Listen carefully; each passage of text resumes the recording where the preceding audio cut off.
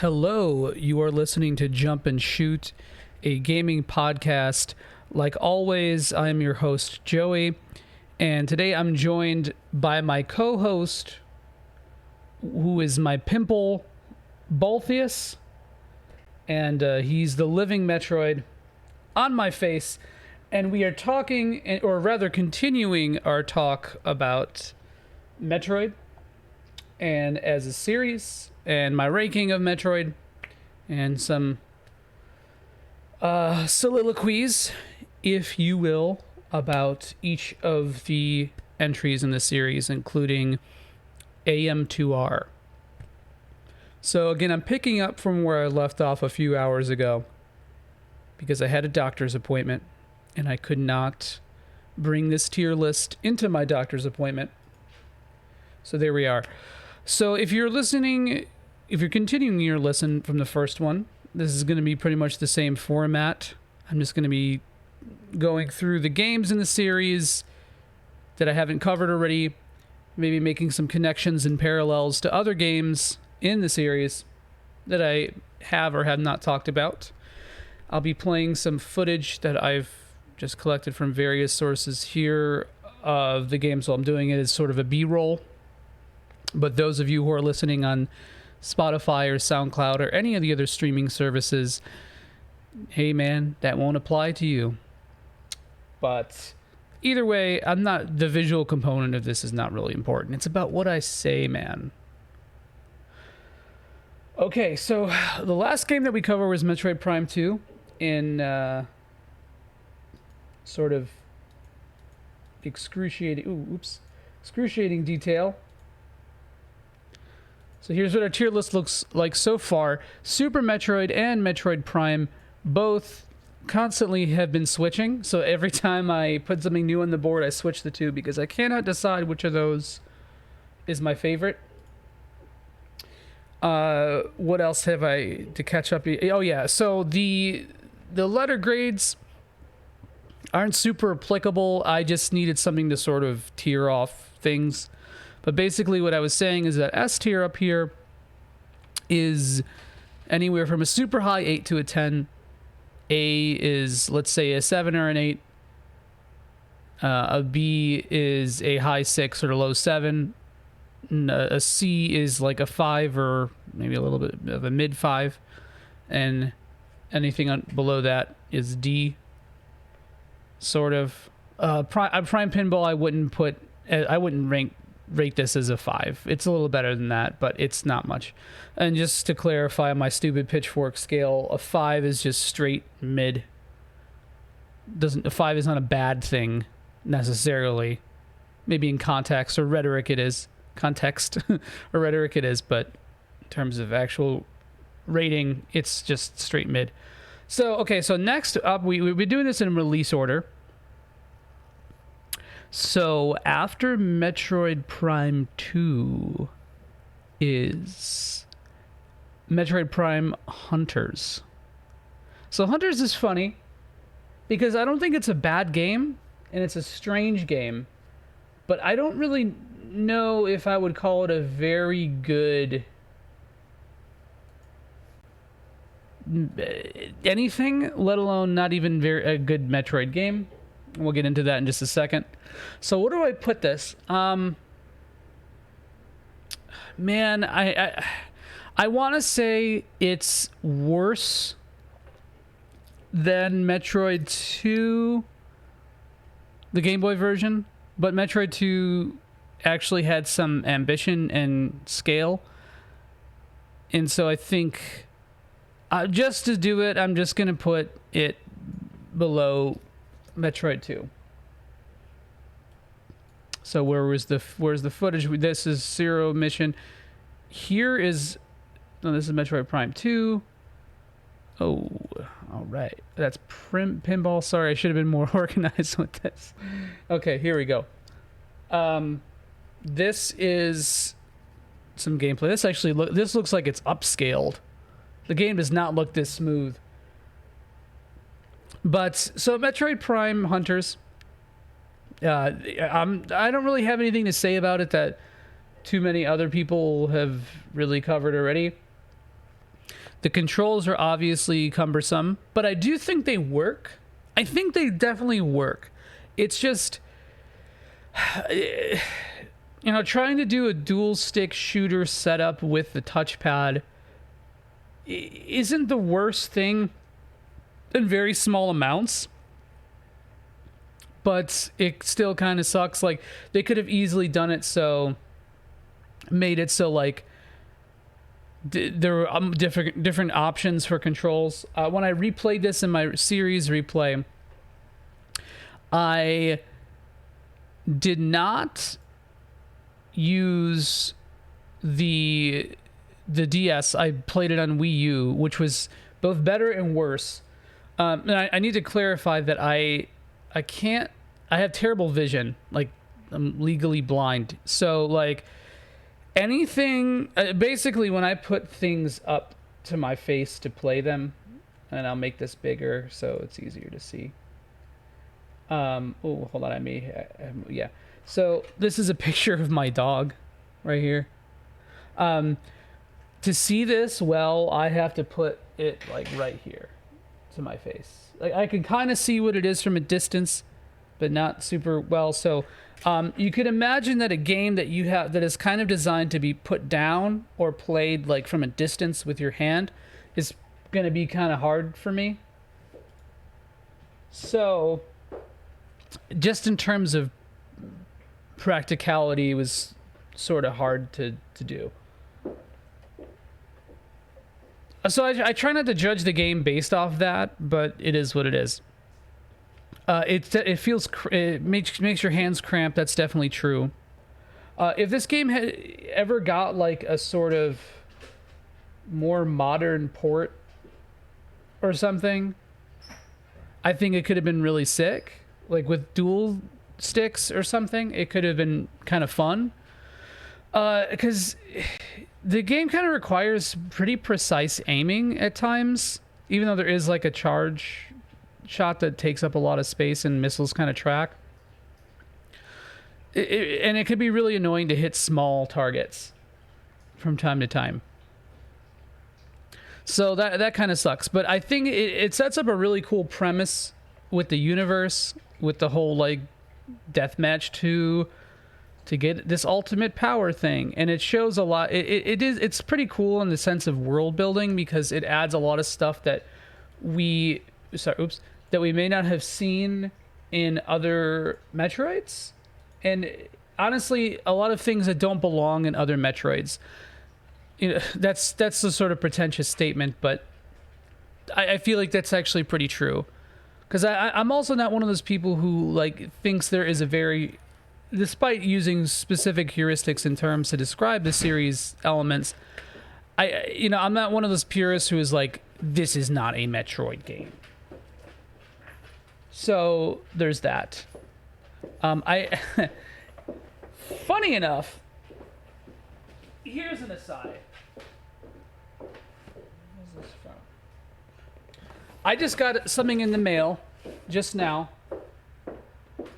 and I think I know what it may be. So that's to me, isn't it? So let's open it up. Can y'all see this? This is so those of you who are watching or listening rather, I'll try to, I'll just keep talking about the game and we'll unbox this.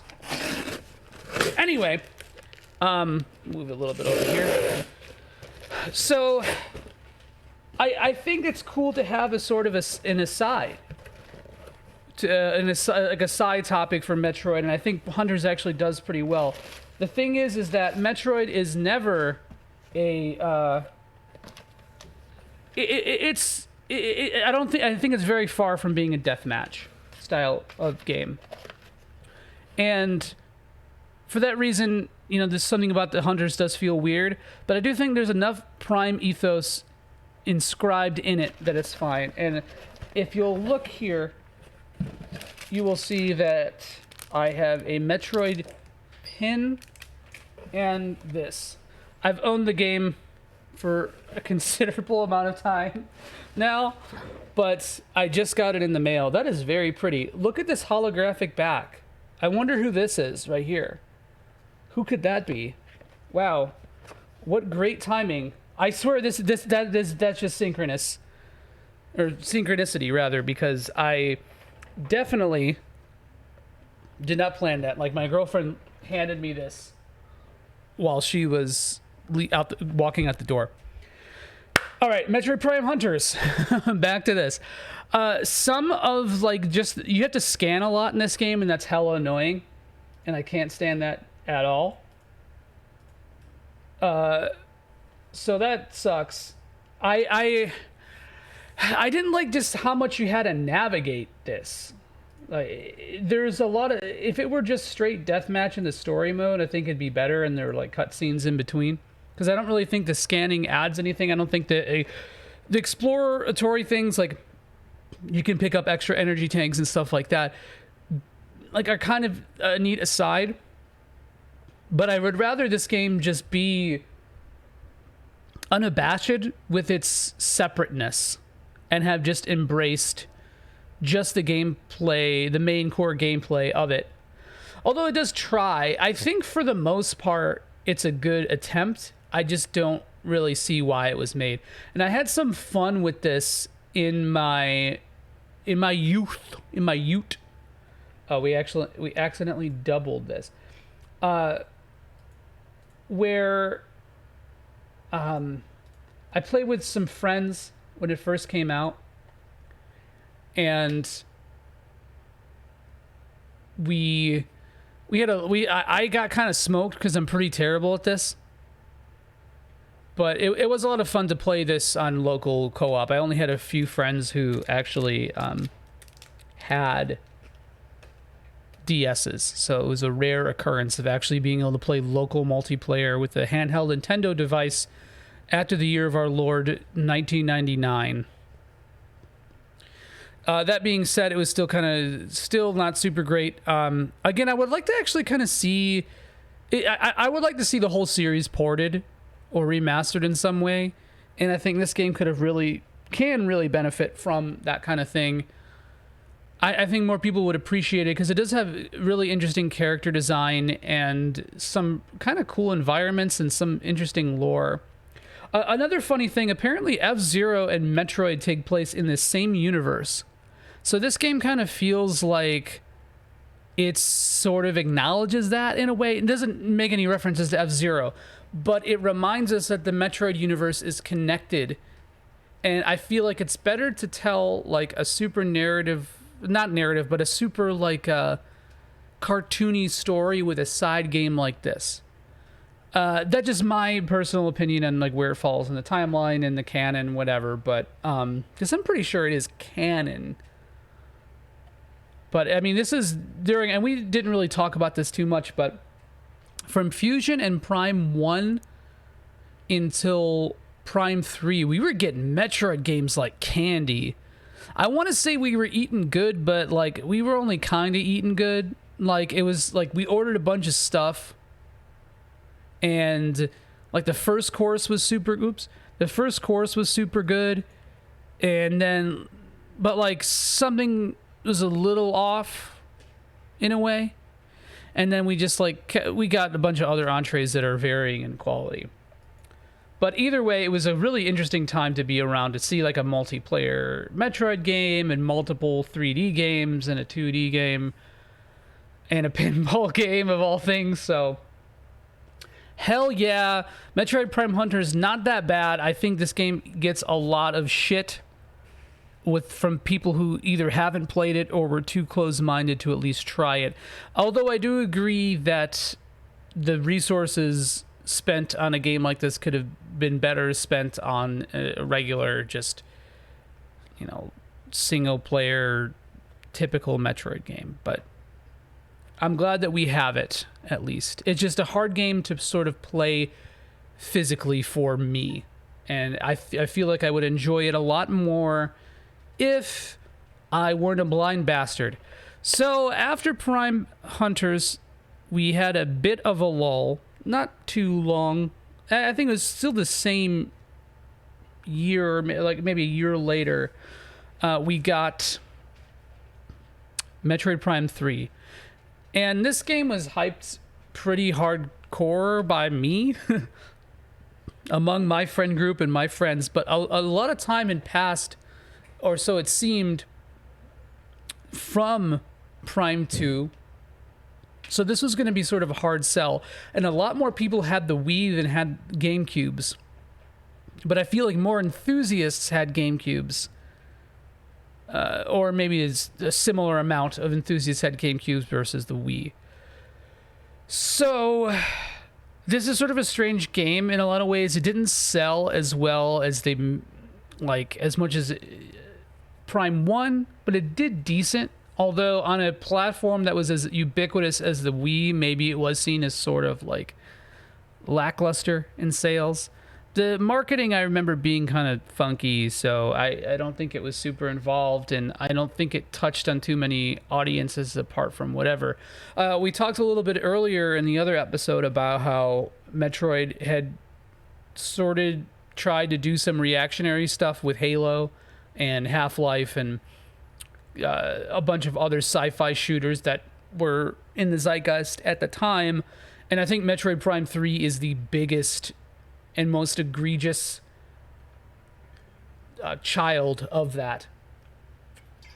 That being said, I think it's a super fun game, so I'm gonna put this in... Is it better than Fusion? No. I would say Fusion's a little bit better. I think I would rather... I think Fusion just has a better tone and atmosphere, and I think that's really what it comes down to. So I'm putting this below Fusion. So hear me out, because I feel like this game also gets a lot of shit. Same logic applies with motion controls as touch controls for me, because I really have a lot of trouble actually getting the sensor bar to register what I'm doing, because I have to be very close to my monitor. I am within arm's length of my monitor. I'm like a half an arm away from my screen at all times to be able to see stuff. So to have to be able to get like right up on, let me move ahead in this footage because this is the boring stuff, sort of. You know what? Let's find. This is fine. Whatever. The Wii is just really just a tenuous thing for me to play. When I replayed the Metroid Prime trilogy, I played it on the Wii version, and I had never played that until recently. Obviously I played Metroid Prime 3 on the Wii, but I played 1 and 2 on GameCube, and that was the only time I had ever played them was on GameCube. So I remember having these same sort of issues with corruption when it first came out, but they were really noticeable now that I have a really nice monitor and I can notice visual detail a little bit better because it's not on a CRT. And I think I was like less about immersion when I played games then as I am now, so I guess I just didn't notice it as much. But yeah, a lot of like mistimed inputs, just clunky inputs, stuff like that in this game. Such a shame, because I think the motion controls in this are amazing, if not one of the best uses of motion controls in a video game, period, to me. It's not without... that's not saying that it doesn't have problems, but I honestly, like, comparing this game's combat to the other two Metroid Primes, I think this is way better, and part of that is because of the motion controls, but the combat design is just better, obviously, and more time had passed. It allowed more precise movements to be done. So now this is kind of a funky subject, because I think that if Metroid Prime had been on a system that actually used dual analog sticks, we'd be singing a different tune here. I think it would have drastically affected the way that game was designed and the way that game is controlled. So I'm of this like kind of critical division where I think that Metroid Prime should always be should have always been a dual stick controlled game. And I'm also of the camp that like the motion controls actually do a lot for it. But at the end of the day, I think if I had to choose one, I would definitely choose just analog sticks. Any other shooter, this would not fly. Metroid's very specific play style lends itself, I think, to non-dual stick controls. So that's important to consider too. But yeah, the implementation is actually really good. Some of the stuff like the grapple is really cool in this. I like just tossing your hand forward to grab something and pulling it back. It's kind of satisfying, although again, if it had just been a button, I wouldn't have really cared too much about it. And as we can see in this video, there's a lot of dialogue and voice acting and sociability. So one thing about Metroid, again, I just said that it's best to embrace innovation when you can. Right? But I also think that there are certain things that Metroid just does so much better. And I think Metroid does just being alone so well that it feels funny to step outside of that comfort zone. I feel like the feeling of alienation, no pun intended, is just so strong in this series that it's like taking the bottle away from a baby. You know, sometimes maybe you need to do that to wean it off certain things, right? But at the end of the day, if someone were to ask me what my ideal Metroid game would be, it would not be something as social as Prime 3. But in terms of social elements, this game had some interesting friend voucher mechanics where based on like your friends on Wii, they can give you vouchers, and there's like a daily component to it that was kind of funky, but it does have like an achievement system, which was really interesting. And I wish more Nintendo, I still wish Nintendo just had like a platform achievement based system. Honestly, maybe the next console they release will, because Nintendo likes to be contrarian about certain things because fun, and little Timmy doesn't like it. But either way, I think that having that kind of thing was just increased a lot of the replayability to me or replay value to me, because it made me want to go through the game multiple times and different difficulties just to get these stupid arbitrary trophies that you use to unlock stuff, which was cool.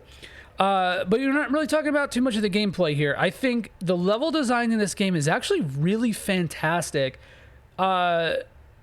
It's especially Elysia. I think that's the cloud area. That place is awesome and has a very specific tone that was so much different than what Metroid was doing before this. And the concept of having multiple planets or, you know, worlds and environments made it so they didn't have to try really hard to fit everything together. It's like that Dark Souls 2 critique about how, you know, you go from one screen to the next and it's a completely different environment. It makes no sense.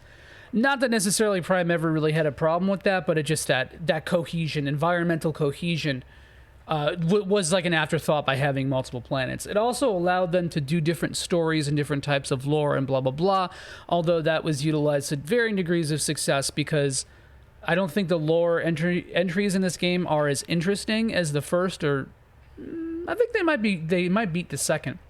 But it doesn't seem as engrossing as the lore stuff in Prime 1, but there's just more of a broad scope, and I think that they could have done more with it. There's a ton of items to scan in this game, and I said I love scanning, but I don't know if I love scanning in this game as much. It doesn't feel as cathartic as Prime 1.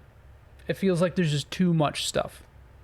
Although I do like scanning in general, and I think it's utilized pretty well in the Prime trilogy.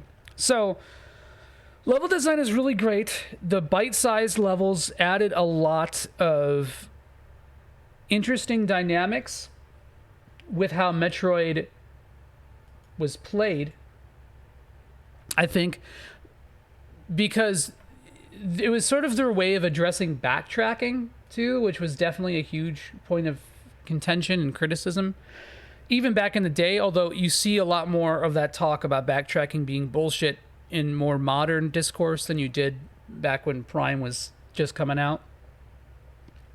But it allowed the player to sort of skip between areas with greater relative narrative and gameplay ease, and also allowed a broader scope.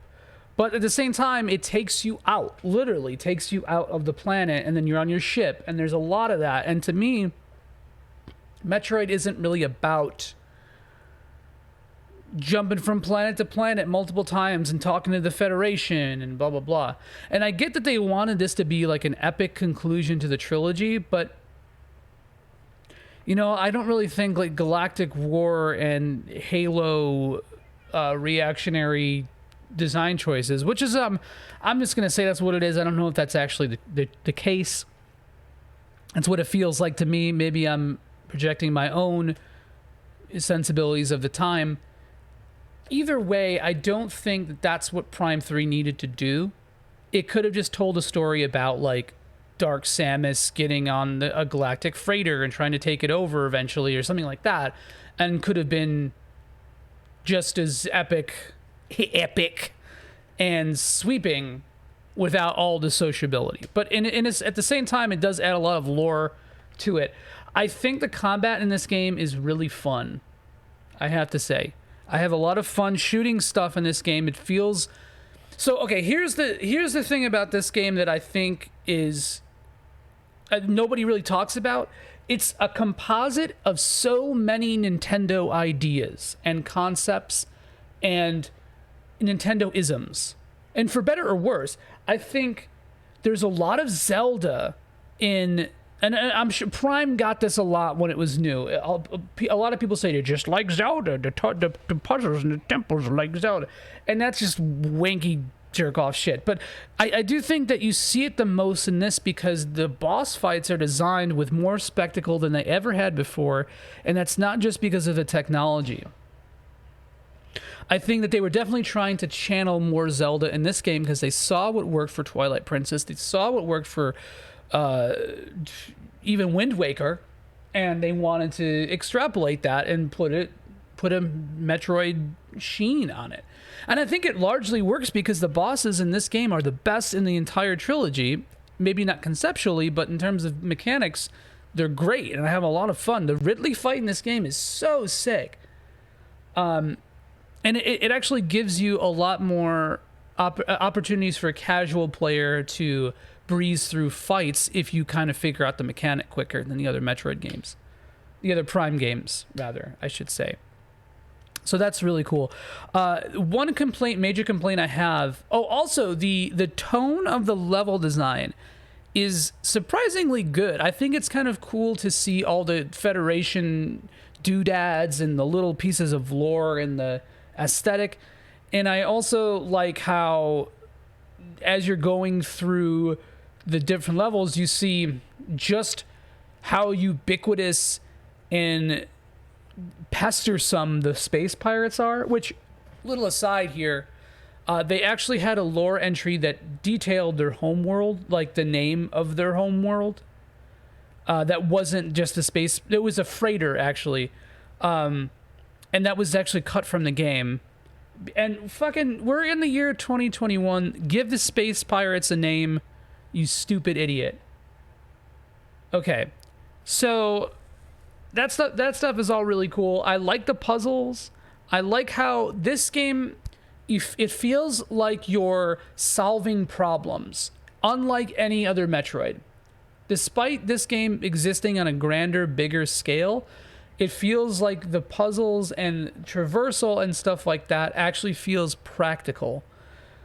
So, you know, if you can't get to an area because it's too high up, a big thing that you have to do is freeze lava or something to knock down a pipe so you can climb on it.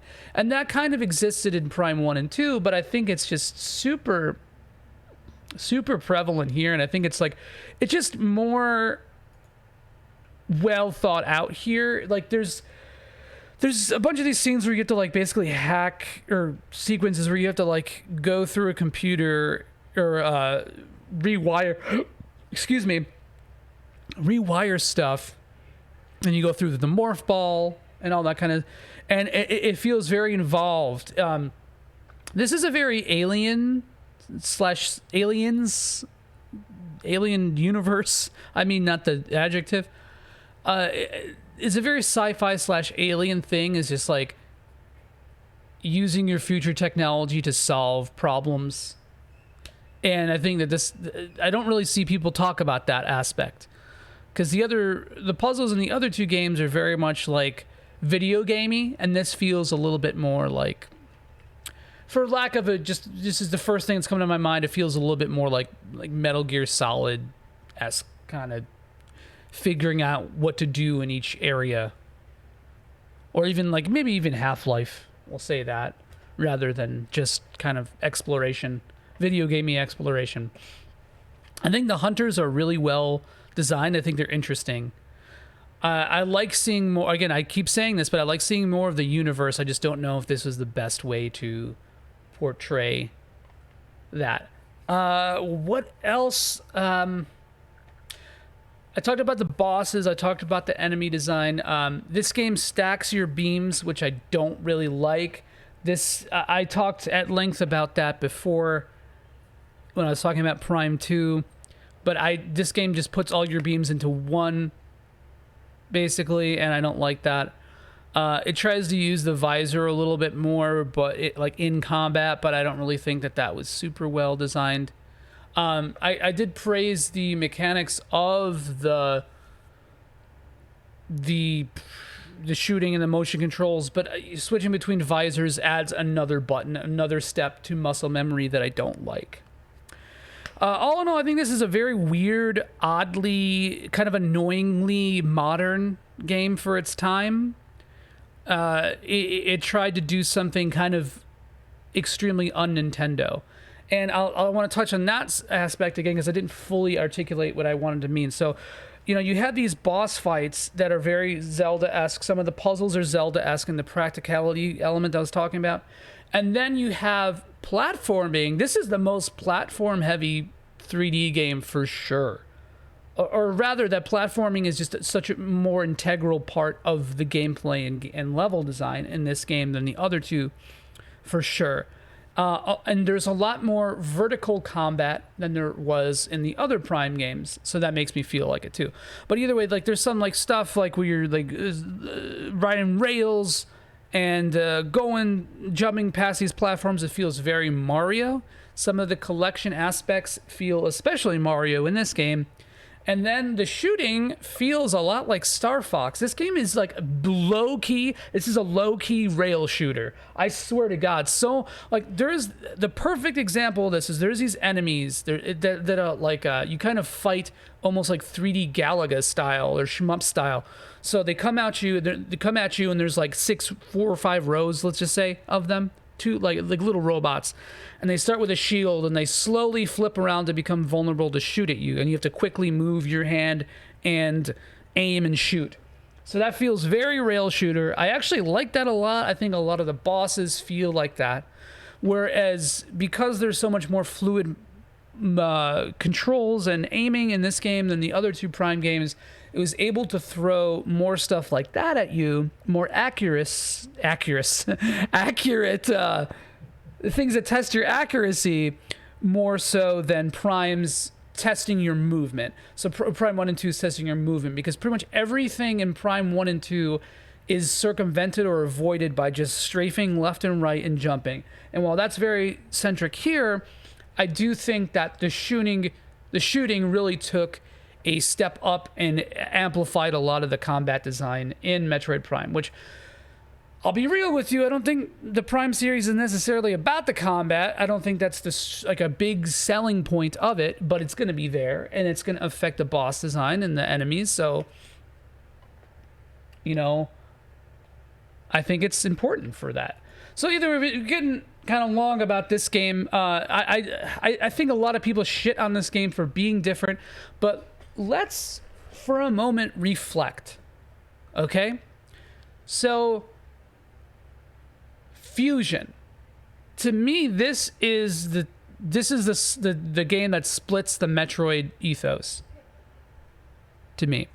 Or yeah, because it tried to be a sort of narrative driven like horror sci-fi game, as we talked about, and I think that kind of turned a lot of like super diehard Metroid fans off, and I don't know if it necessarily succeeded in bringing in a new audience. Maybe a little bit. I know a lot of people who got into Metroid from Fusion or Prime, but at the same time, I don't know if that was a market success in that sense. I don't think that reason why the change up to the formula a little bit was the reason why that game was a success on the market, but it's worth mentioning anyway. So I think it's not like you haven't seen disruptive innovation in Metroid, and you're going to continue to see it. I mean, you kind of see it in Metroid Prime 2. I think apart from the perspective and some of the added things like scanning and stuff like that, Prime 1 is pretty close to Super Metroid ethos. I think it's very close. I think Prime 1 actually takes the most inspiration from Metroid 2's level design, if that makes sense. The big open room thing with the corridors and the time to think versus the time to act, and you see just like the ebb and flow of the level design in it, which is, again, sure, maybe it helped mask the load times, but it actually does work on a sort of involved meta level. And then Hunter is obviously a completely different ball game. Pinball also, again, let's try not to count that. So you're starting to see Metroid open up its floodgates to try different things. Instead of just eating burgers and hot dogs and chicken nuggets, it's starting to maybe try a little falafel or something. Or, a lot of people think it cheapens the series to try more modern things, to try to make things more, I don't know, reactionary or holistic to what the game world is doing. But I think I'm glad that they at least tried. It's like FF8. I don't know. It's the same concept. Or I think Final Fantasy is a good parallel to make in here, because a lot of people have different ideas about what Final Fantasy is, and Final Fantasy really went through several metamorphoses. But I think at its core, Final Fantasy doesn't have the identity crisis that a lot of people claim it does. It just superficially does. Its core ideas have always been the same, and I think that's pretty true of Metroid as well. It has good intentions, at least. So, okay, let's move on to the next game. So the next game after this, oh boy, Other M. So Other M, man, this is like all Team Ninja products. I think that this, I'm just so divided on it. It's embarrassing, but it's not necessarily without merit, and it's not without a lot of fun. So, and judging a game in the context of its series versus its individual stature is a little difficult, and it's especially difficult with this game, because we were just talking about how Prime 3 tried to be more mainstream. It tried to sell out. And Other M is kind of that, but also completely weird and strange and kind of ballsy. But I see what it was doing.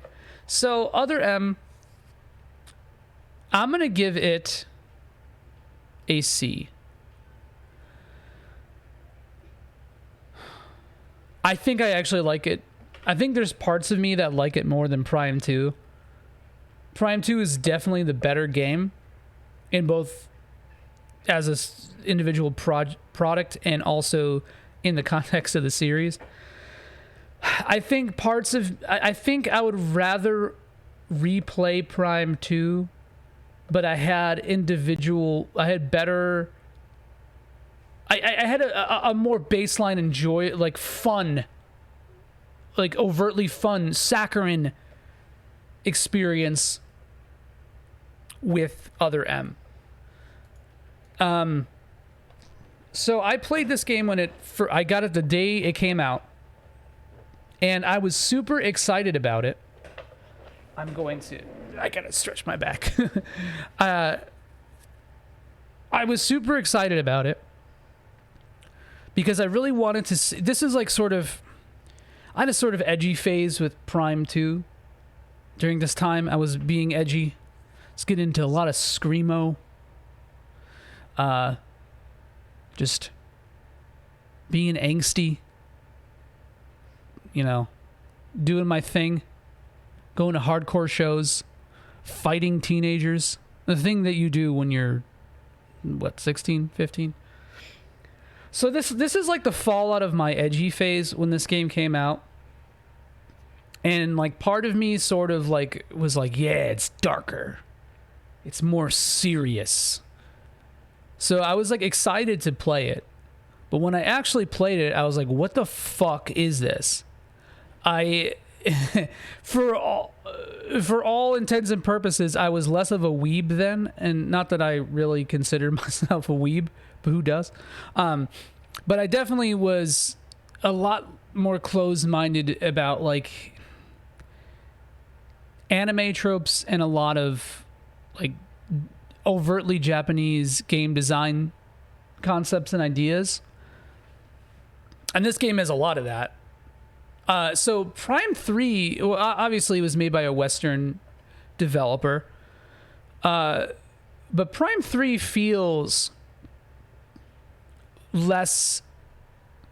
Prime 3 feels like a lot less and a lot more American than this game does. Because this is definitely trying to really be Ninja Gaiden Black, but like for babies. And like a lot of this game plays itself. Like the fact that the dodge button is just moving is so funny and like exploitable, and it kind of trivializes a lot of the combat, but it actually makes it sort of fun. I think it tries to take way too much of Prime.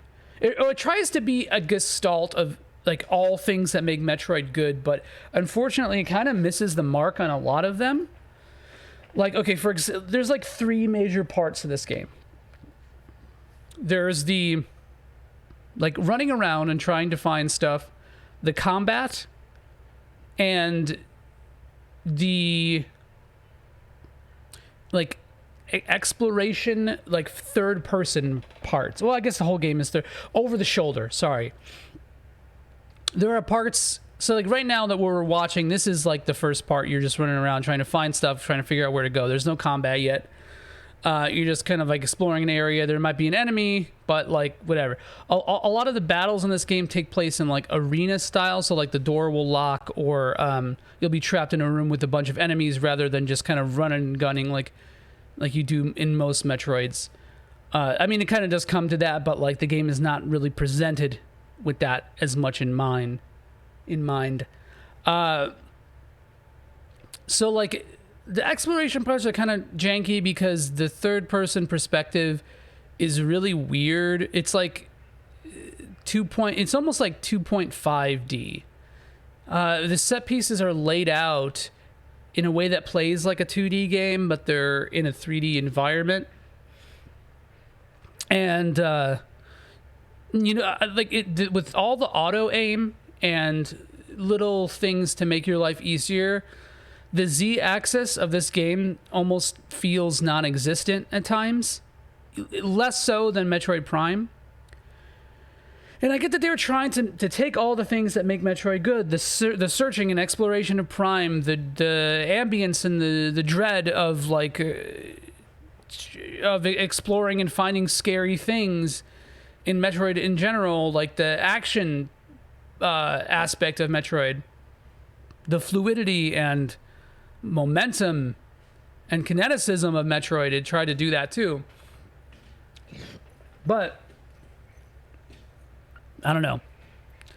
It's just kind of whack in a lot of ways, but it's sort of so endearingly misguided that it's fun.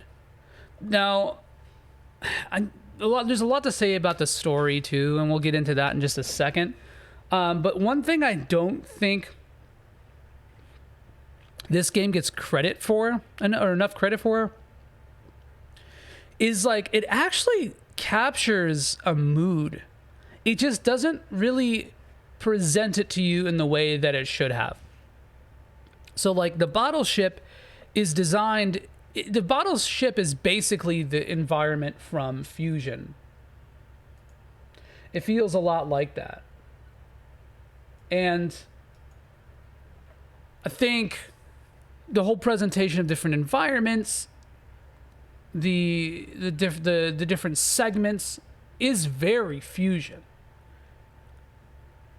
So that aspect, it gets a little bit underlooked. Also, like just like the feel of the sounds and the way you move through the corridors that are not like 2.5D like this room that you're watching here. That's successful. The soundtrack is barely a soundtrack. It's more of like an ambient work, and I think that's great.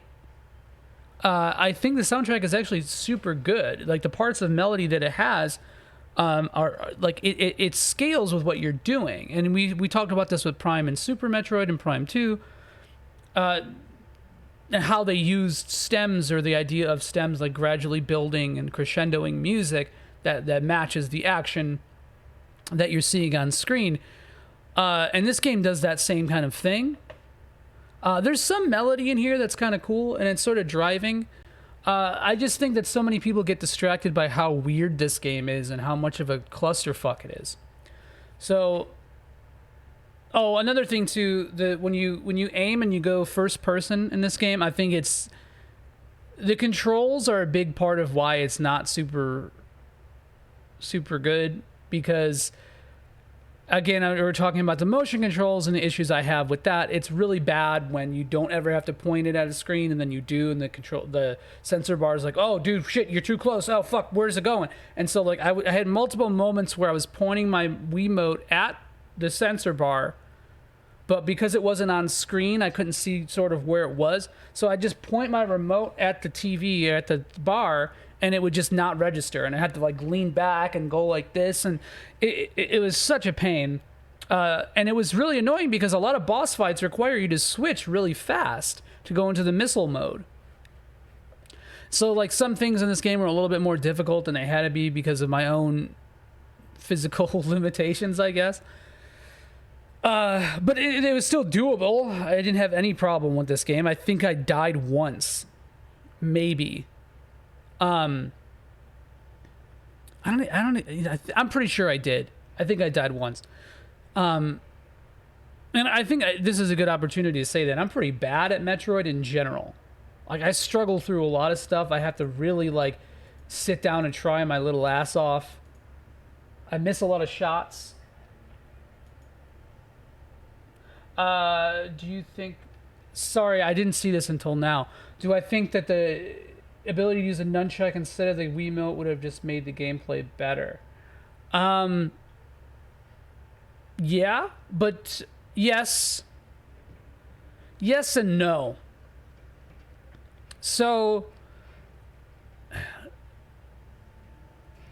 I think it would have felt really weird to play this game with the nunchuck. You know what? Yeah, it would have. It would have. I don't know why I'm even thinking about that. Because of this game's correction on your controls and it barely feeling 3D. Because a lot of people blast this game for feeling pseudo 3D or 2.5D. But even though it can be funky to aim with this, and I always hate this. I hate this perspective in video games. I hate like the pseudo 3D thing. I never think it works. But again, this game just auto corrects you so much that kind of stuff doesn't matter.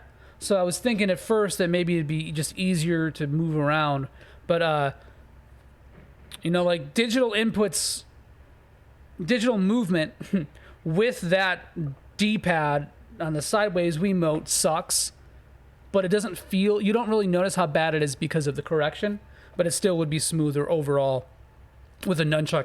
And plus, this way, it could have had triggers for some of the pointing and clicking stuff rather, or you could have used the control pad or the D-pad on the Wiimote to switch between first person and third person mode, stuff like that.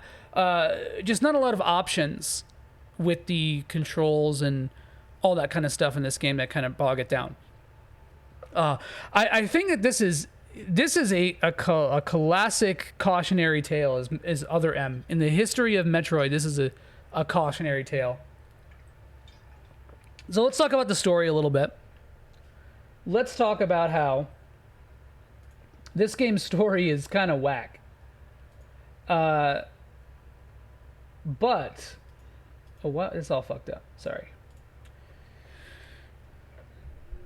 Story's whack. I think the presentation of the story is really the problem, though.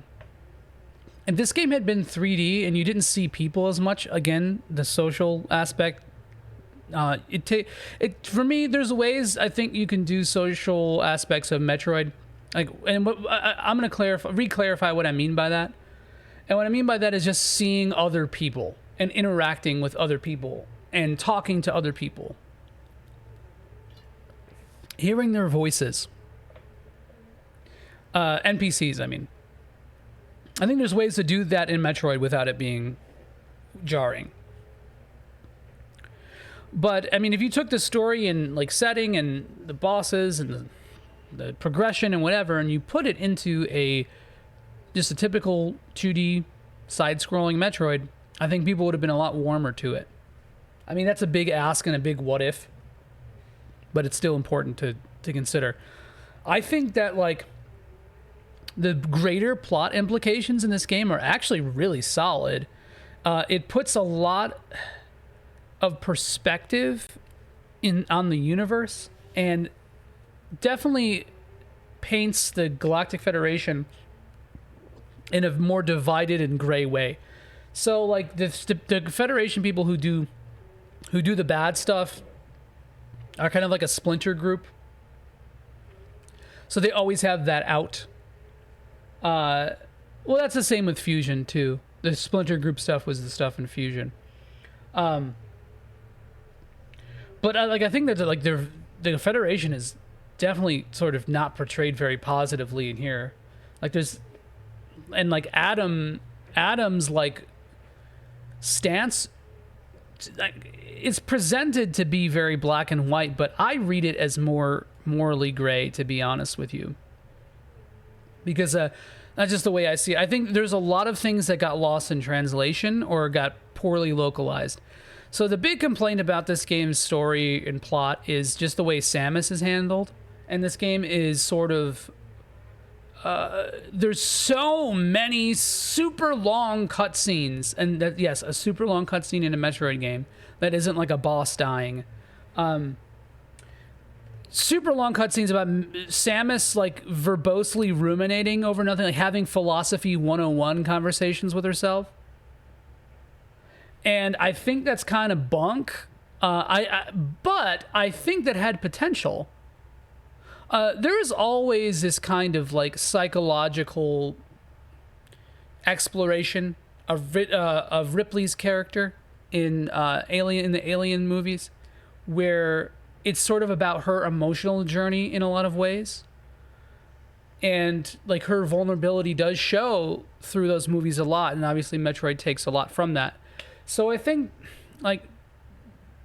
mixed with a sort of tropey, at times, Japanese developer trying to portray a woman in these games, it was just this perfect storm of kind of myopicness, right? Where they were trying to show you that Samus has been through some shit, because she has definitely been through some shit. She's seen some very terrifying things, very traumatic things.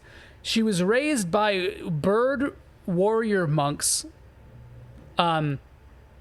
So it doesn't really make sense for her to be as, like, oh my god, I just want to be loved. I can't, like, just almost like daddy issues, like stereotypical daddy issues kind of portrayal of like what a strong woman character is. Like a strong woman character who also like isn't really that strong under pressure. I don't like that at all. I think her being terrified of Ridley makes a lot of sense. But the way that they present, and that could have been something that rang true. Like if they showed her talking about Ridley and like kind of psyching herself out more about it, it would have made more sense. It would have felt more strong. It would have felt stronger when she does confront him and like have a moment of panic. There could have been some catharsis with that, but instead it's just like comical Ridley's evil and scary and ate my parents. I mean, she whooped his ass like 5 times before this. There's no reason why she should really be scared anymore. At least to the point that she had stuff like that. The whole like having to ask Adam for permission to use stuff only makes sense at first, and then it gets really dumb. Really dumb. I forgot about that aspect of the game. And then when I replayed it, I heard a lot of people, I was talking about how it's going to replay, and I heard a lot of people talking about how it's stupid to use the power, how she had to ask to use her powers. And so when I got to the part where she can't use the missiles or the bombs or whatever, it made sense because it's like, oh, you're going to blow the whole fucking place up. That actually makes sense. They could have had that kind of concept to limit her powers like more practically, but instead it's just like senpai says I can't do it, I can't not listen to senpai. There's like a moment of rebellion where you use a power, and this is kind of the same with fusion. There's a moment of power or a rebellion, and you like use a power that you're not supposed to be able to use, and then like she kind of reflects on it. And then when Adam isn't in the picture anymore, all bets are off, and then she could just use whatever. And it's just like, that's kind of stupid, though. I don't know. Like, it's kind of silly. It doesn't really jive, I don't think. It doesn't fly, man. I don't believe it. I believed it at first, but then it just gets progressively dumber. And I do think that Samus would be kind of weird. I think she would almost be... I don't mean any...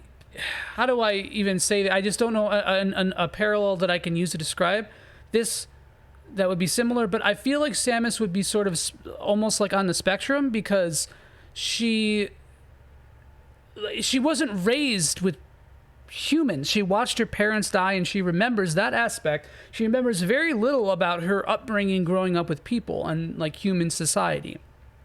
And she grew up again with warrior monk birds who probably trained her ass raw, you know? She was probably raised in a very taciturn way. It's sort of like, it reminds me a lot of Danny Rand, Iron Fist in Marvel.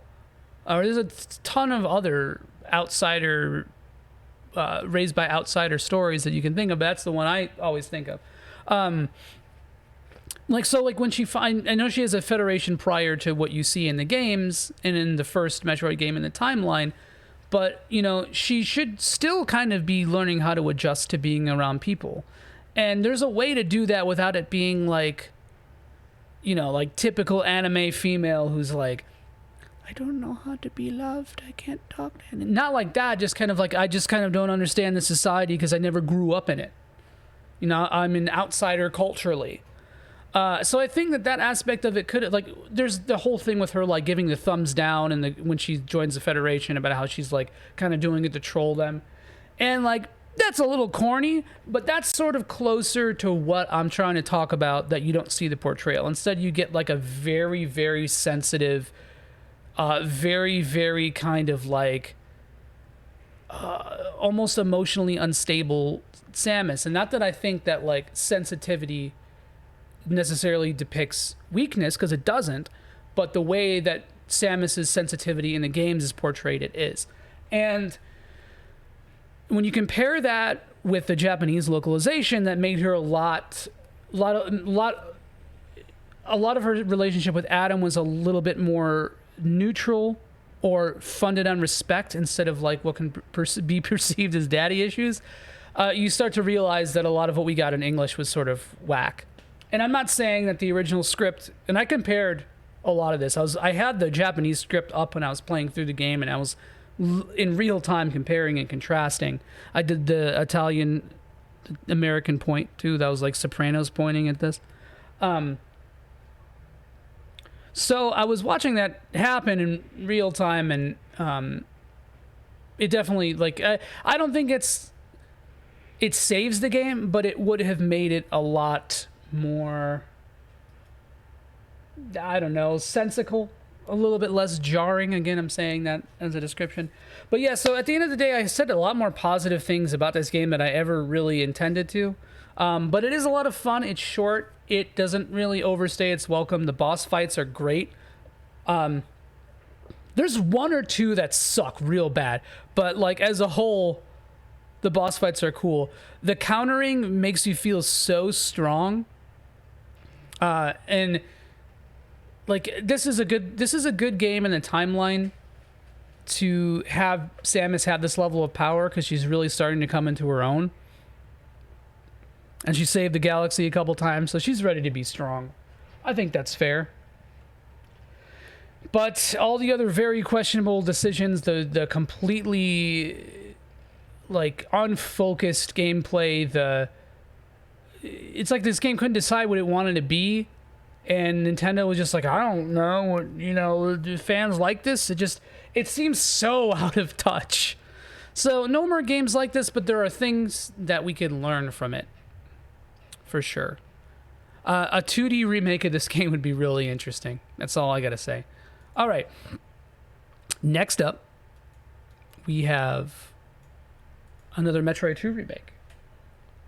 So I was debating about if I wanted to put this on the timeline or on this ranking or not, but I think I should, because I think a big talking point with Metroid is, and I brought this up several times, is what the fans or audience thinks that Metroid should be versus what the objective ethos of a piece of media is, which is kind of a bullshit concept. But and then there's also how Nintendo wants to create their products. So there's it's like a threefold spread there. How the game ends up actually being, what fans want, what the producers and developers want. The three faces. And so I think AM2R really reflects the fan face, because it says, why can't we just have Super Metroid? And all Metroid discourse has been comparative to Super Metroid. Why is there no Super Metroid 2? And my buddy Charlie always brings up this point, and I think it's a fantastic point, but the job of the developers isn't to give you, or producers or whomever, creators of the games, isn't to give you a product that you want. It's to give you a product that you don't know you want. And a huge billion-dollar company like Nintendo is definitely of that camp. Believe you me. Hate that phrase. Gonna say it anyway. So AM2R.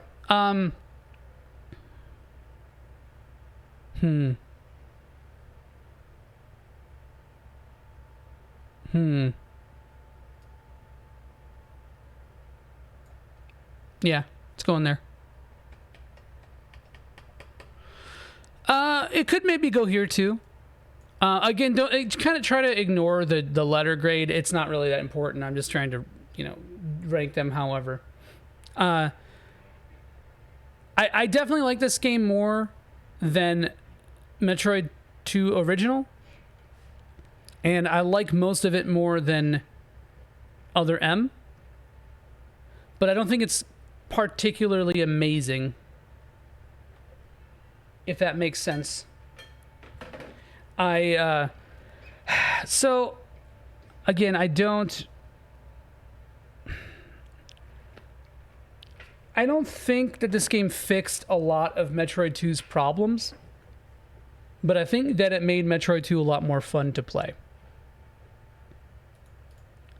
So it added, honestly, it feels more like Zero Mission than Super Metroid. The controls feel, and the mechanics and physics feel a little bit more like Zero Mission. And that's good, because I think Zero Mission is, you know, if it wasn't on the Game Boy and had the sprite scaling and the sort of like, if a 2D Metroid had been made on the, when did Fusion come out? On the GameCube, for example, I think it would have felt a lot like Zero Mission does, or a lot like AM2R does. This game, you know, it's a fan game, so it's really hard to talk about, but I really like how it put lore pieces and not scans, but items on the map as collectibles to read lore. I think that's awesome. I don't know why Dread didn't do this, or Samus Returns. There was no reason not to do this. Y'all fucked up. But it doesn't change the fact that this is kind of like a low-key linear, super linear game. And it doesn't really change the bottlenecking that this game had that I talked about with Metroid 2. Some of the visuals and sprites and animations look a little budget. And again, it's a fan game, so I try not to hold that against it. But it's amazingly well made for what it is. And I give the developer all the credit in the world for making a Metroid game that is on par, if not better, than a lot of Metroid games. So, I mean, granted, it had source material to work with, but if Nintendo released this game, I honestly think people would be less happy with it than they think that they would be. I really do. And because of what I said earlier about how Nintendo wants to make something that you don't know you want. And you know you want Super Metroid 2. I mean, that's not a bad thing, because Super Metroid 2 is amazing. Or, not 2. So Super Metroid is amazing, and it has a lot of things that Nintendo has been, like, sorely lacking with doing in their other games. Their other Metroid games. But, I don't know. You can't use the freedom and player expression in this game as well as you could in Super Metroid, and part of that is just implicit in the game's level design and world progression. The addition of more Metroids was cool, more areas. The soundtrack is fantastic in this. Really good remixes, really good feel. It definitely takes a lot of inspiration from Prime in terms of tone. Here, that one of my $1 million phrases, but it definitely has its own kind of electronic feel. I think it actually tells a much better story than Samus Returns does, for sure. And part of that is just due to the lore and the visuals also matching. You know, there's assets from Super Metroid that are retooled or recolored too. So it's kind of cheating there a little bit, but I feel like it matches like my ideal Metroid tone more than Samus Returns does. It has a sort of a similar problem with Prime 2 to me, where I feel like I'm just kind of doing Samus things and just kind of going through some of the motions. But I don't know. I think that because the game is kind of short and doesn't really feel too arduous or like frustrating, it works a little bit better than Prime 2. I think that this game is a really good example of the idealization of fan concepts. Because I think Nintendo can learn a lot from this. You know, having I mean, I think it did with Samus Returns. There's no way that at some point in Samus Returns development, they didn't look at something in this game. There's no way. I don't believe them if they said that they didn't. Again, I don't think it fixes the problems inherent in Metroid 2's design. I don't think it's super replayable. And by extension, there's not a whole lot of replay value in it to me. Although maybe that's just a subjective thing, because objectively there kind of is. But as a whole, I think it's super solid, and I don't actually think it's the best version of Metroid 2, but it is the one that makes the most sense, and it is the one that I feel like actually carries the feeling of Metroid, early Metroid, better. And it's hard to talk about this game without comparing it against Metroid, or against Samus Returns. And the only reason why I am is because I want to reiterate like how the things that this game does well and what it does well for the series, and getting that ambience down is super solid in this game. I think they did a fan version of this, or fan making this, just one person or however many people did. I think it was just one guy capturing a tone of an entire like series that had been worked on by hundreds of people. Like that's insane. That's incredibly admirable and like worthy of respect. And I think that Nintendo had contracted a developer who didn't quite understand what Metroid feels like aesthetically. It's even more impressive that this game did that well, because I feel like this game does have a really good idea of what 2D Metroid aesthetics should be. And yeah, so also the final boss sucks. I hate it.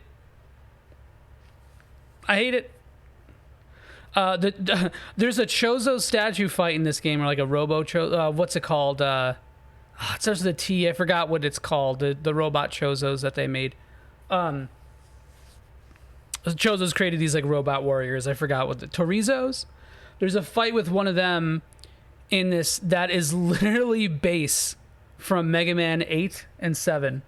The fight, like the way the platforms are arranged and the way that he moves is the same thing as base. You can't prove to me otherwise. Oh, here's another thing. Fighting the Metroids in these games is never really fun. I'm just going to say that. It's not great. I don't like it that much. I get it conceptually. I get what they're trying to do. I just don't have a lot of fun fighting them in this. Okay, that's it. That's it for AM2R. I could probably say a lot more about it, but I mean, I could do 3 hours. Mecha Chorizo, thank you. That's also the name of my terrible pasta. I could talk about like 3 hours for each of these games. So, next up we have Federation Force.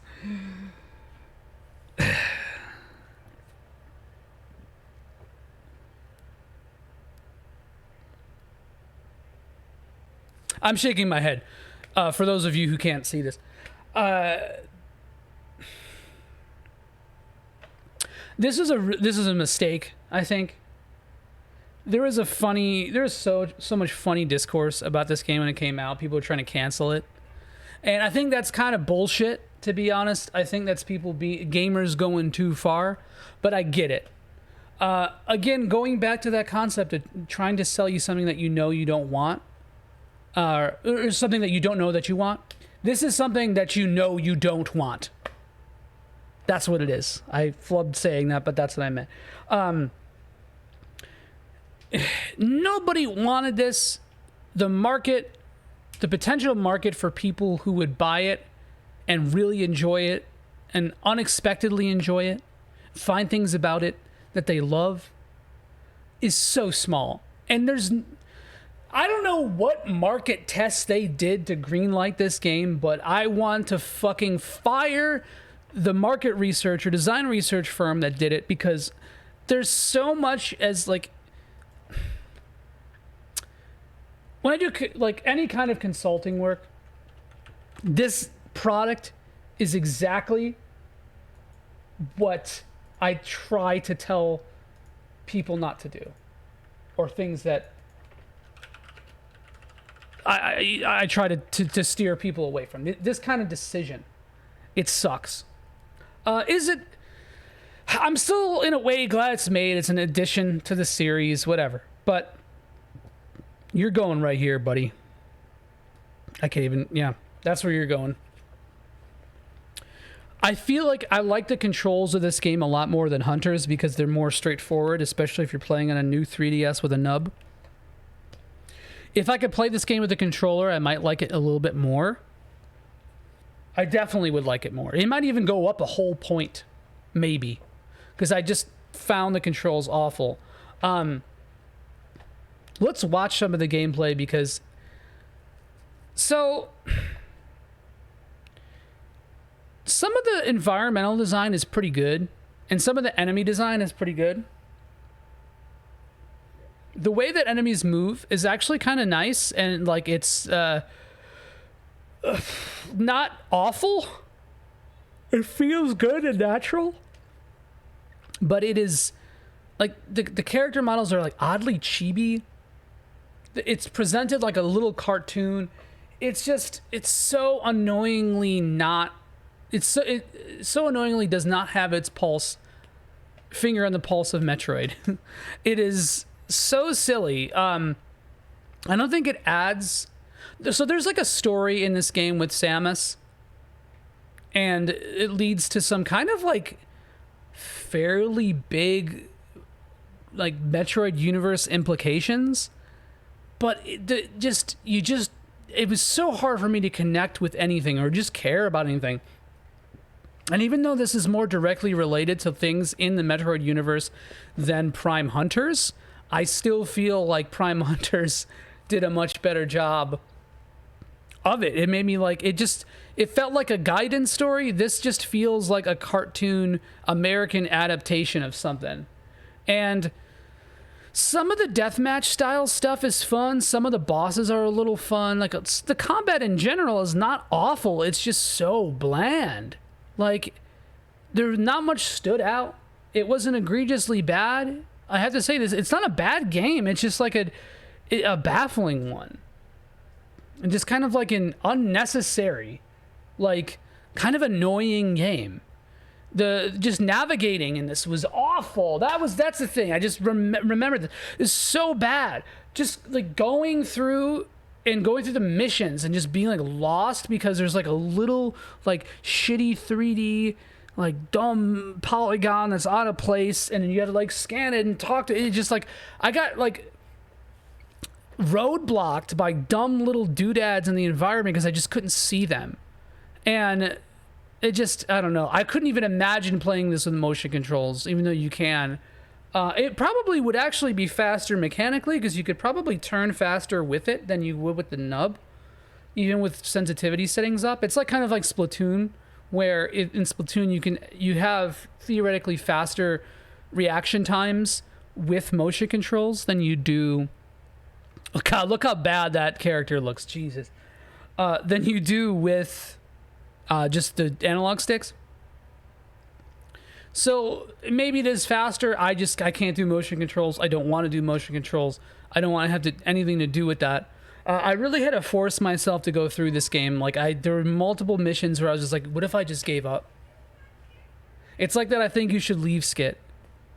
Where I was putting on the mask, trying to have a good time, and all I got was ego death. All I got was, I just don't want to be around anymore.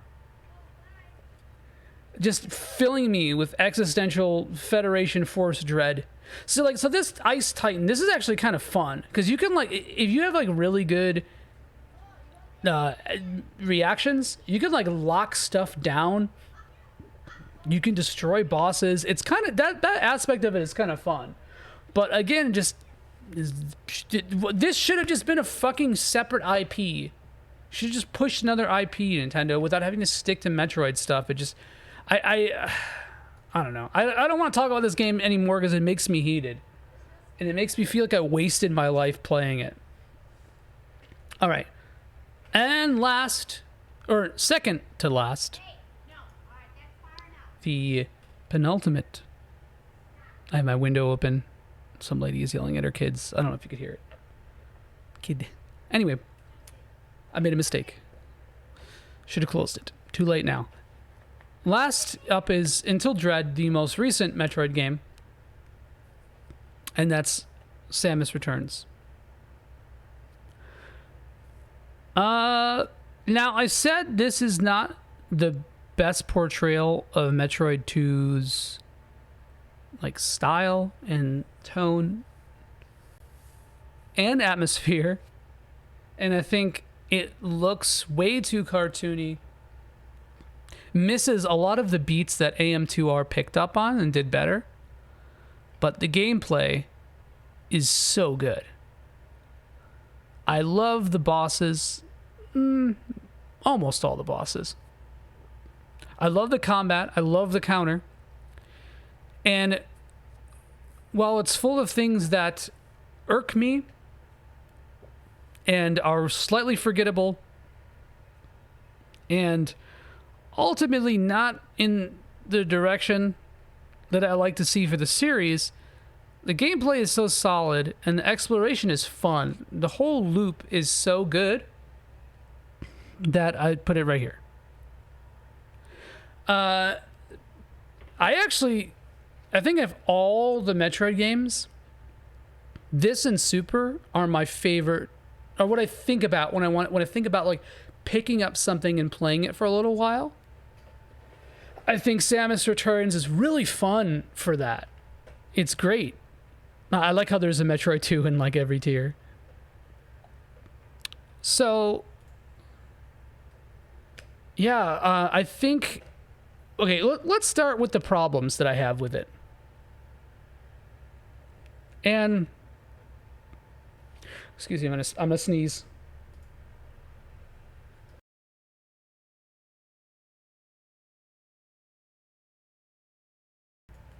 Okay, let's start with the problems I have with it. It visually looks like a baby game in a lot of ways. I don't like the concept of putting save points around the map like this. Some of the visual feedback is not good on the 3DS because of how cluttered the small screen can get. And I get that that's why they made stuff bright, to make things more, I guess, just for clarity.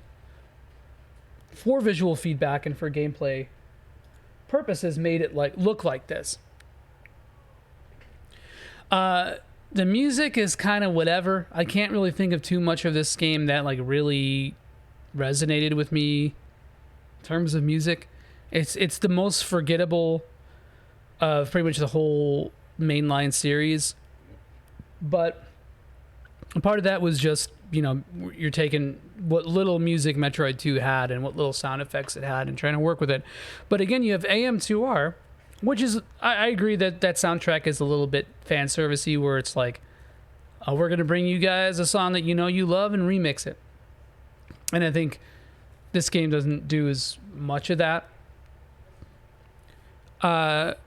But I think it made exploration really fun. It made things seem like more bite-sized puzzles than open exploration or just like adventure. Especially compared to AM2R or the original, where it's like it just felt very open. This game puts a lot of puzzles or just sort of like, what do I do in this room gags. And I think that that's cool. I think that it adds a lot of oomph to it, but it does little to make the world itself, or as a whole, super memorable. I really wish this game had been on the Wii U or the Switch, because this came out when the Switch came out. So I wish it had been on the Switch. I think it would have fixed a lot of issues, especially with Dread. Being on a handheld, I think really the only reason why is to respect probably the budget and to respect the the legacy of Metroid 2 being on a handheld originally. And maybe Metroid, I just don't think that Metroid 2 should have been as bite-sized of an experience as it was, or like a put into something like this. I think this game doesn't really capture the potential for being able to explore a big map and hunt the Metroids and whatever. I think out of all the Metroid 2s, this has the best Metroid fights. The final boss is actually really fun. Not the final boss, but the Metroid Queen, which is the original final boss, is actually a lot more fun in this version. I love the counter, and I'm saying this as I'm watching it. I think a lot of people complain that the counter ruins the pace of this game. I don't agree. I think sometimes it can feel a little bit like maybe a little. Maybe it changes the rhythm. But if you think about it, all Metroid games have this thing, especially Prime games, but ooh, that's two of me. Most Metroid games, let's say that, have this thing where you have to aim and shoot a specific spot on a boss. Or you have to stop and adjust to, whatever. And because this game has such fluid aiming, it takes that component mostly away because you can simultaneously do that and move. And having momentum and aiming is not as big of an issue as it was before. So the counter stopping you effectively, or like waiting for an opening, is effectively very similar to trying to shoot something like a weak spot in Super Metroid or Fusion. Nightmare is a really good example. Nightmare in Metroid Fusion, really good example of what I'm talking about. You have to like get under him in a specific way to hit him in a specific way. And I think that feels a lot like the counter because you have to wait for him to move in this specific pattern to shoot. And it's like the counter, you wait for them to do a move. It tries to pace out so the counter doesn't, I will say it over centralizes some of the gameplay, but it doesn't completely take away the fun and dynamism of combat because there are certain enemies that you're obviously supposed to, you can obviously kill much faster with the counter, and some enemies that the counter is really not super helpful in. So it understands this conundrum and it tries to be respectful of it, but ultimately I do feel like it's silly to not use the counter is what it comes down to. You could beat the game without it. I think there's like one or two segments where you like have to do it to trigger something in a boss. I could be wrong though. I don't know.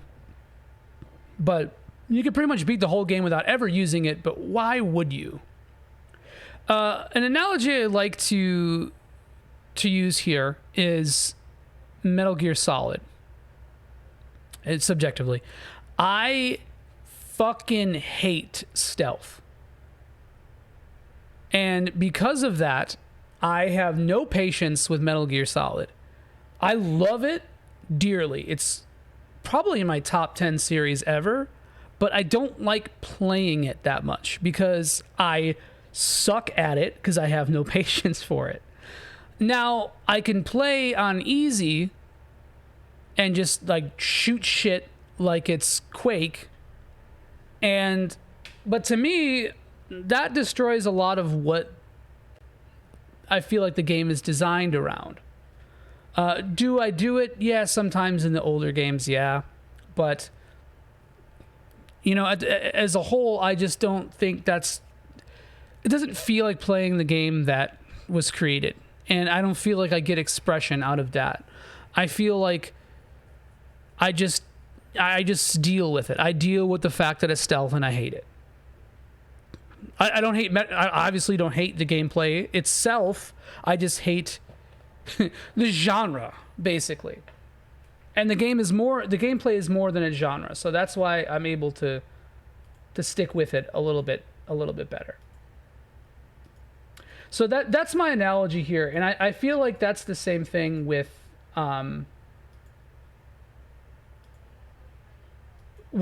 Metroid 2 encounter haters because just there's so much that can be said about it that what happened to my video?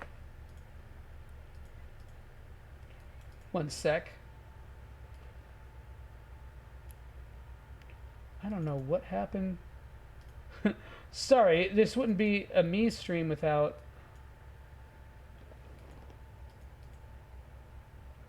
some kind of issue.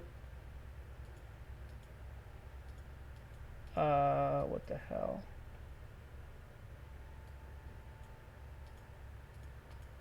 I don't know. I don't know how. It just, that's really strange. I didn't even click anything and it just went away. So, well, that sucks is you need to see my tier list. Hold on.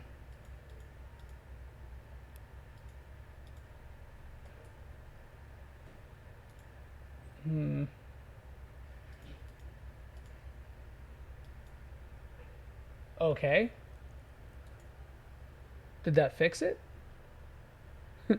All right, sure, whatever. I did literally nothing, but very nice. Anyway, I'm not going to be the best podcast for VODs, I'm sorry. But it is what it is. Because I haven't been editing these things. So I hope that this is still listenable and whatever. What was I saying? I was talking about the counter, of course. Yeah, I mean, I get it. I think Metroid needed something to do in between other things, though.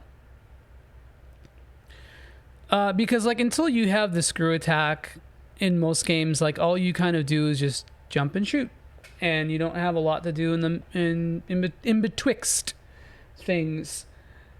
And I think that it's cool that you now have another mechanic. You have something else that you can throw in the mix if you want, and you should. So my only complaint is that it doesn't work like an attack too. So like, I like the concept of like almost comboing things. Like, oh, you hit him with a charge shot, then you hit him with a melee. But maybe that's getting too Halo. I don't know. And Dread kind of does that. So I think the developers knew when they had fucked up. Not being able to remap the controls is really, really awful. And it's one of my least favorite things about this game, if not my absolute least favorite thing about this game.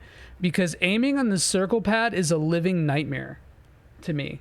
And this is probably a me problem. I don't know. I'm not gonna use this as a general complaint. Like, if I were to rate a game, I would only maybe take points off. Like, not a point, but like I would take something off for not having remappable controls, because I think that's inexcusable in the year of our Lord 2021, even though this came out in 2017, I think. Back in the year of our Lord 2017, when he was bright and remained with us, that was still inexcusable. But yeah, having to aim with the circle pad sucks. Not having a toggle option to switch between your missile modes like Super Metroid is also a bummer. Because holding the shoulder buttons on a 3DS gets really annoying and really cramped.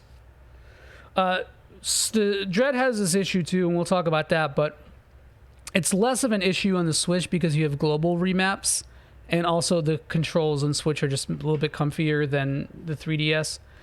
And I hate the Joy-Cons, so here we are. I'm just picky. I think that's what it is. I think I'm just a picky boy. But again, I try not to let that like affect what I think about a game holistically. Oh, one other thing. The screw attack timing in Super Metroid especially, I kind of hate it. It's a really funky timing window. I got used to it over time, but every once in a while, I'll just drop it. It's like I know this, and maybe, again, this might not be another me thing, too. Like, I played Street Fighter 4 for a couple of years, and I was pretty decent at it. I knew the big dick, a lot of the big dick combos, and I could pull them off most of the time. but sometimes I would just drop a B&B. Like, I just drop it. Like just like a 3-hit attack I would just drop for no reason. Like, super generous timing windows or animation cancels, like, super generous, but I'd still sometimes fuck it up. Because I cannot be consistent. And I had that problem with the screw attack in this. Except in Dread, where it's just free. You could basically mash the button. But that's just I don't know, just a little aside I thought of because I saw it in here. So, yeah, but I mean, like, this sounds like I'm being really negative on this game, and in a way I am, but I just like the exploration feels a little bit more rewarding because getting the upgrades feel a little bit more like puzzles. And even though you don't really need, like, because the bosses are per capita much harder or more challenging than other Metroid bosses, it feels nicer to have more gear. Especially on hard mode where things are really unforgiving.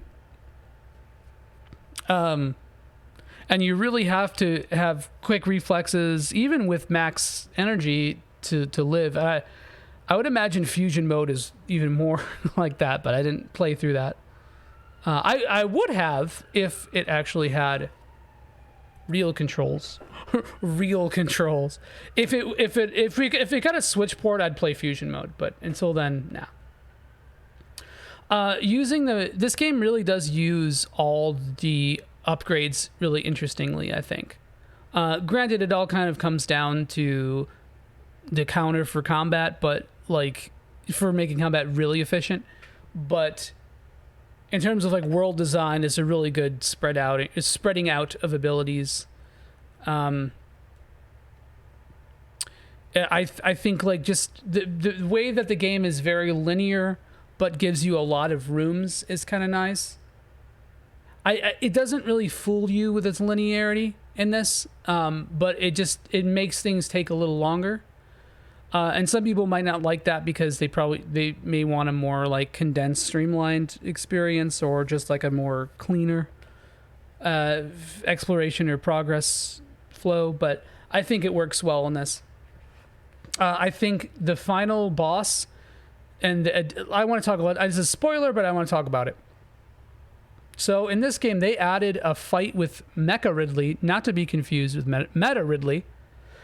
They did a fight with Mecha Ridley, and it's completely tacked on, and it uses the baby plot twist again for no reason, not twist, but story beat, for no reason again. And I hate that, but the fight itself is so good. One of the best fights. It feels like a Mega Man boss, man. A Metroid Man boss. That's what it feels like. To me, anyway. So, that is pretty indicative of a lot of the bosses in this game and a lot of the combat. I really get such a feeling of joy and satisfaction with trouncing stuff with the counter and mixing it up with the charge beam and the missiles and the power bombs. It makes me feel like I have options. Like, I feel like a lot of 2D Metroids come down to running through the room spamming Y, and I'm not saying that this game kind of doesn't do that a little bit, but I feel like maybe the path to that point feels a little bit less black and white, just peppered with a lot of counter. Just a lot of counter. Okay, so talked a lot about that. So there's my tier list. What are we missing here? That's an easy question, and that is Dread. So originally, I was going to cover Dread extensively in this, but I think I'm going to save another podcast for the episode. I'll give you some thoughts, though. Where does Dread fall into this? Right here. So number 3. Although it could also be, it floats between between it's definitely a better game than Samus Returns. I'm sorry. Hold on. Can y'all see this? This is my hold on, that's my mic stand. That's my dog. I don't know what's wrong with her. She's something. Anyway, Vivi's just upset with me, I think, for going on this long. It floats somewhere between being better than the original Metroid and being below Zero Mission, because again, I think Metroid and Zero Mission are pretty tied, or very close, just neck and neck. And the legacy of Metroid wins a little bit over Zero Mission. But so Dread, I have a lot of the same problems as I do with Samus Returns, but I don't have any kind of placeholder I could put here. So let's do. Can I add another? Yeah, there we go. So that's where it's going. In Dread tier. That sounds really bad. I have a lot of the same problems as I do with Samus Returns, and the fact that I think that the presentation kind of sucks. The presentation's a real problem across the board, I think. I think it's better than Samus Returns, though. It's a little bit more serious, a little bit harder, a little bit dustier. Actually, not dustier, because this game is clean. Too clean. Just a little bit more polished. I mean that both literally, because look how polished everything looks. And figuratively. Because everything seems like it has a little bit more detail. And obviously that's because it's on the Switch versus the 3DS. You don't need to tell me that. But I also have an issue with the way the story is told, because this is a really cool, and I'm not going to give any spoilers here, so don't worry about that. But this is a really cool story, and I think it happens in a way that doesn't befit how cool it is. It tries to do the show instead of tell stuff like Super Metroid did. So the developers were really, really aware of that. I just don't know if it was super successful. I think it does an awesome job with environmental storytelling. There's this kind of emergent storytelling that you see in this game with things changing or slightly being manipulated as you go along. I'll leave that vague purposely. So that's really cool, but it does kind of look like a game from last gen, and it's the Switch, so it kind of is. But I still think they could have done a little bit more with the art style, or rather chosen a slightly different art style. There's a lot of like really sort of, how do I describe this? Plain clutter, let's say that, with with some of the backgrounds. A really good example of this is the Emmy rooms, which is a huge issue I have with the game in general.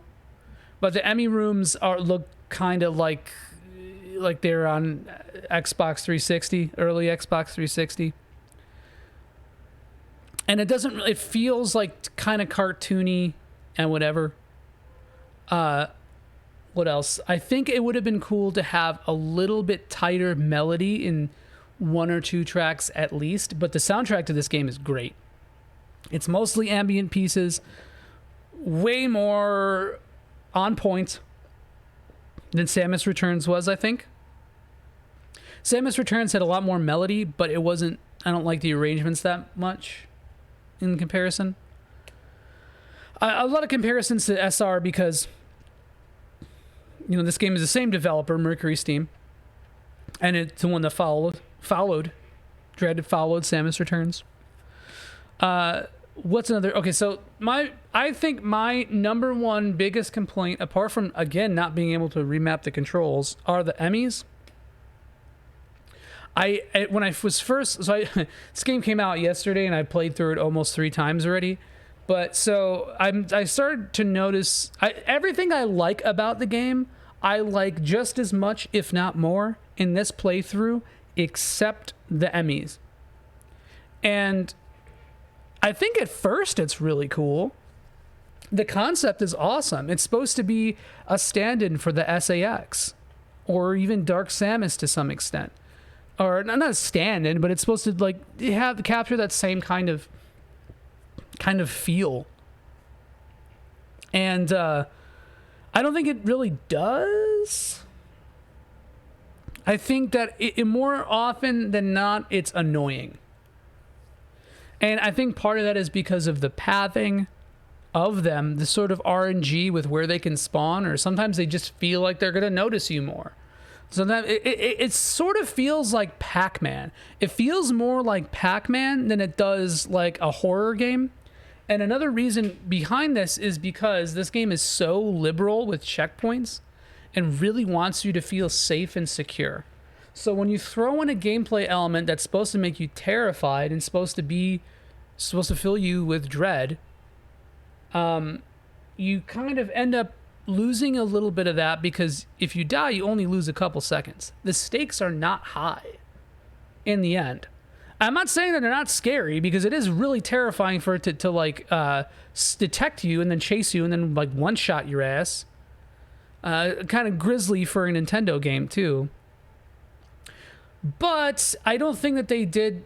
I think it would have been cooler if they were more like SAX, where you can't damage SAX, but you just outrun her. And if you get too close, you can blast your ass into oblivion really fast, but it's not a one-hit kill. So they could have had like the one-hit kills, but have them be telegraphed. There's a lot of things they could have done. I honestly wish this was more like Tyrant or Nemesis in Resident Evil than it was like this. And the Emmy rooms are really obvious. It's very clear when that's coming up. There's not really surprise there. It feels like it was something that they wanted to pepper throughout the entire game rather than just segments of it. And Nintendo was like, I don't know, man, that's going to scare little Timmy away. Little Timmy didn't want that. And I don't know. In a way, I'm kind of like, if the Emmys had been spread out through the entire game, like as they exist in this game with the same mechanics, I'd be with Nintendo in this hypothetical situation. I think that the end result would have been better in this. A lot of really subtle storytelling with the cutscenes and the upgrades. Oh man, the upgrades, so genius the way that they put these in the game and tried to explain them, and it's really cool. Again, not getting any spoilers, but I will mention one upgrade that you get around the mid-game, and it's the phase shift, and it's the fucking best upgrade it's my favorite Metroid upgrade, period. Ever. It makes the game feel even more like Mega Man, and I am always welcome in Mega Man X for games feeling more like Mega Man X, if it's the good X. And luckily this is the good X. But it's one of my favorite upgrades. It adds a lot of mechanics to encounters and bosses. It sort of does a similar thing with the counter, where it kind of over-centralizes some of the dodging and defensive posturing that you have to do, for sure. But it's limited in an interesting way, almost like a stamina bar. But yeah, I just really wanted to highlight that upgrade because I think it's really cool. I do think the Aeon meter was a little undercooked in this because there's really no offensive Aeon abilities like there are in SR. And even if they were useless, it would have been cool to have them.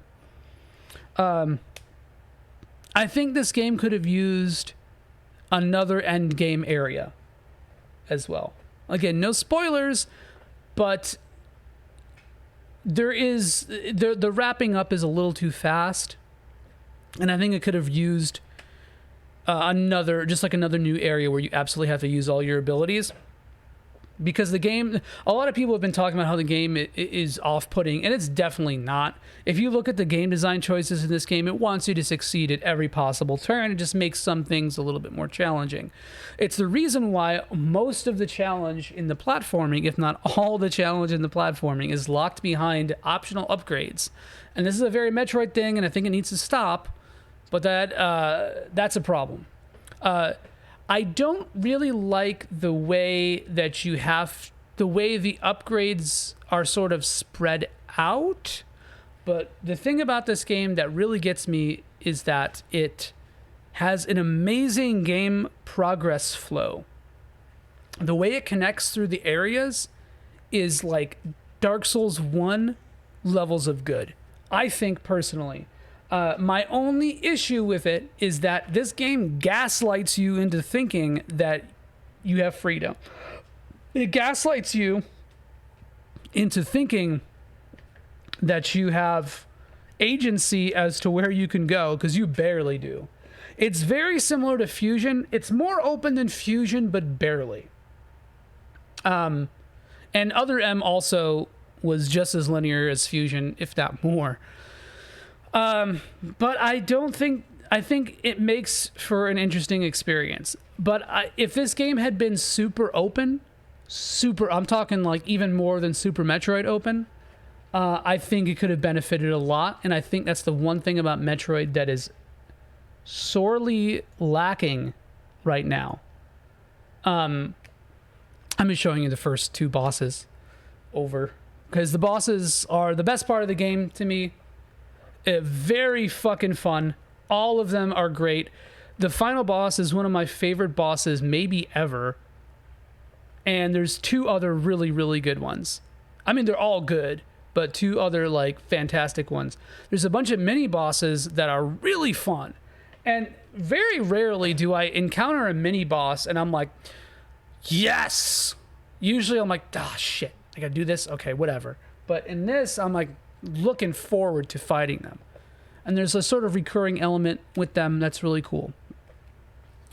All right, that's pretty much all I want to say about Dread for now. I have a lot to say about it because it is an amazing entry in the series. I just do have issues with some of the choices that they've chosen Chozo in, and I think that some of it could have been presented so much better if they weren't just limited by Nintendo. I would love to see this series not be fettered by Nintendo. I'll be very real with you. If someone was like, oh, name a series that you wish Nintendo would sell off, it would be Metroid. And it's because Metroid is one of my favorite series that Nintendo has, if not top 3. So I don't know what that says about my preferences or tastes, but what I want. So either way, thank you guys so much for listening. I will try to do a Dread episode sometime soon. I'll make that a lot less freeform than this, so it's more organized and a little bit easier to follow, less rambling, more coherent, more jumping, more shooting, more crying for the community. All right, again, thank you guys for listening. Sorry for the quick wrap up. You could find us anywhere podcasts are streamed, pretty much all the major streaming platforms. Putting these VODs up on YouTube, so if you're listening on those streaming platforms, please consider watching the video if you think you'd get some use out of it. If you're just sitting there at work or just having this podcast on for your own listening enjoyment, do your thing. But this will hopefully be something that gets added to a visual component that gets added to all future episodes going forward. So again, thank you guys. Thanks for contributing, asking questions, hanging out, dealing with me. Take care, and we'll see you soon.